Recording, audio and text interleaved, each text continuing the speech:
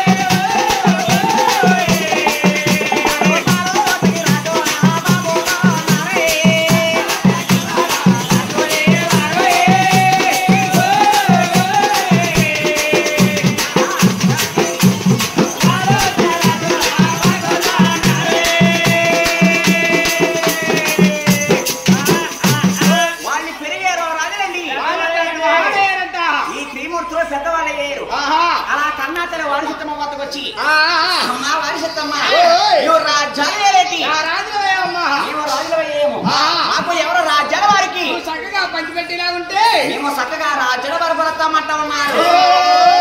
నా కన్నా కొడుకులో రాజ్యాల పరపడతానంటే నేను వద్దంటే నాయనా అలాగని వారి చెత్తమ్మా కూడా అలా వాటలెత్తా ఉన్నారు.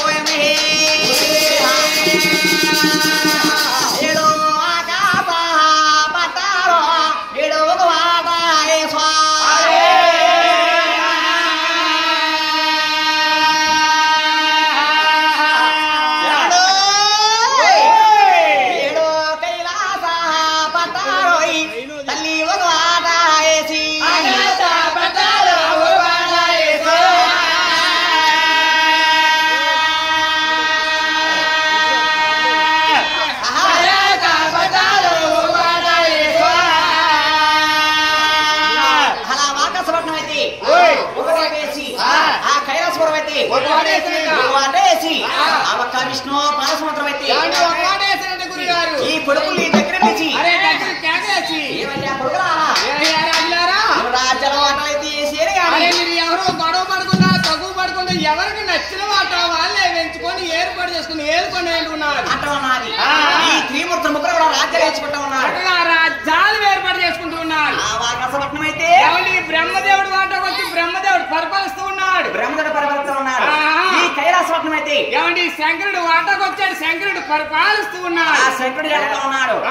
విష్ణు పాలసముద్రం అయితే మహానుభావుడు మహావిష్ణుమూర్తి పరిపాలిస్తూ ఉన్నాడు. అలా ఎవరు రాజ్యాల వారు ఏలుకునే సమయంలో ఏలుకుంటే సమయంలోనంటండి ఇక్కడ వారి చిత్తం ఎలా ఉన్నదండి? ఎలా ఉన్నదబ్బాయి? తన వాళ్ళు కావడమా